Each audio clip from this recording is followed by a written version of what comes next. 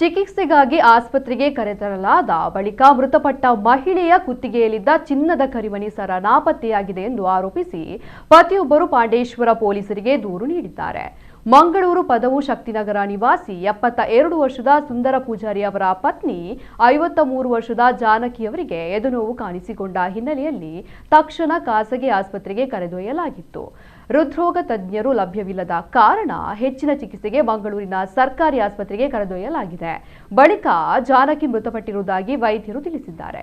ಆಸ್ಪತ್ರೆಗೆ ದಾಖಲಿಸುವ ವೇಳೆ ಜಾನಕಿಯವರ ಕುತ್ತಿಗೆಯಲ್ಲಿ ಸುಮಾರು 32 ಗ್ರಾಂ ತೂಕದ 1,50,000 ಮೌಲ್ಯದ ಚಿನ್ನದ ಕರಿಮಣಿ ಸರ ಇತ್ತು ಎನ್ನಲಾಗಿದೆ. ಆದರೆ ಬಳಿಕ ಮೃತದೇಹವನ್ನ ಪರಿಶೀಲಿಸಿದಾಗ ಆ ಸರ ಕಾಣಿಸದಿರುವುದು ಗಮನಕ್ಕೆ ಬಂದಿದೆ.